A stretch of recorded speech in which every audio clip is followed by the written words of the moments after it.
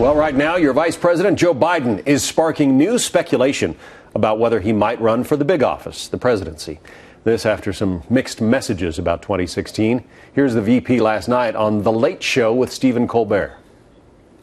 I don't think any man or woman should run for president unless, number one, they know exactly why they would want to be president, and two, they can look at the folks out there and say, I promise you, you have my whole heart, my whole soul, my energy, and my passion to do this. And I'd be lying if I said that I knew I was there. Lynn Sweet is the Washington bureau chief for the Chicago Sun-Times. Rich Lowry, the editor of the National Review and a Fox News contributor. Lynn, to you first. I don't know, do you want to try to interpret what Joe Biden is saying there? And overall, how are the media treating him? Treating him with kid gloves. Everyone's aware of the pain he's going through, as we see in the interview with Stephen Colbert, because of the death of his son, Beau. And I think the message he's sending is refreshingly the one we're hearing.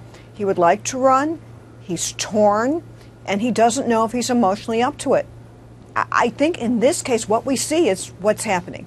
All right. Rich, even his detractors say that Joe Biden is a gifted politician, somebody who can kind of light up a room.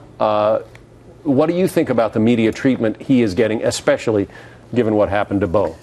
Well, I agree with Lynn. He's getting a lot of sympathy, justifiably and understandably so. And also, secretly, every political journalist in the country is rooting for him to get in, because it would be such an amazing story. Oh, absolutely. And look, I'm one of those Biden detractors for decades now, but he's impossible not to like. And just in these few interviews over the last several weeks, he showed more sincerity and been a more sympathetic figure than Hillary has the entire campaign. And Hillary has, well-paid consultants locked in a room right now trying to come up with a plan for her to show that kind of human side that Joe Biden is every day. Well, let's talk about Hillary Clinton. Positive or negative, she continues to dominate the 2016 coverage, at least on the Democratic side. Seems like no matter what she says, the media immediately picks up on it. Some Clinton supporters are blaming the press for the problems with her campaign. Lynn, what do you think about it? There are a lot of those, Hillary supporters who say she would be doing much better. She would be having far fewer problems if the media just didn't pick on her so much.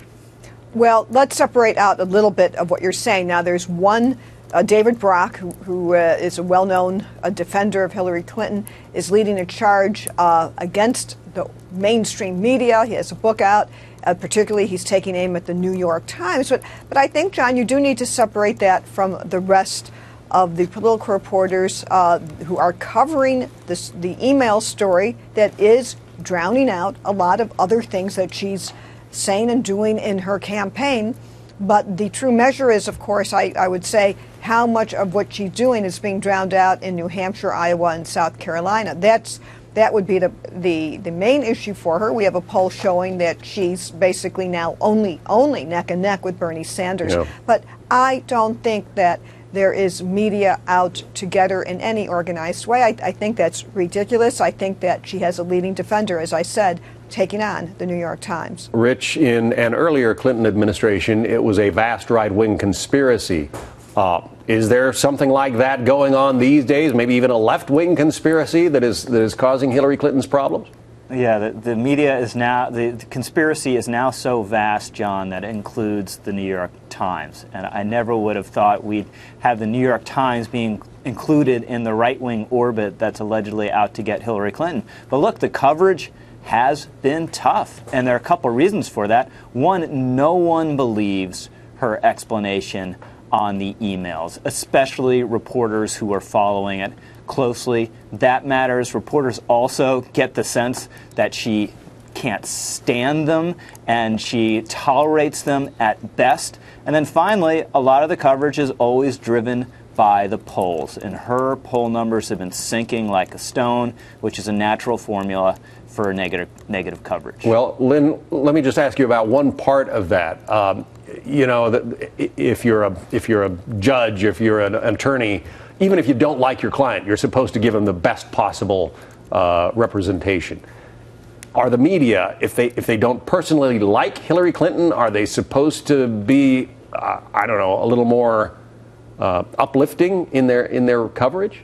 No. First of all, I have covered people who rub me the wrong way personally, who Lynn? Name don't. some. I'm talking about people, and through my 100 years here of covering people. But in the end, the story's the story.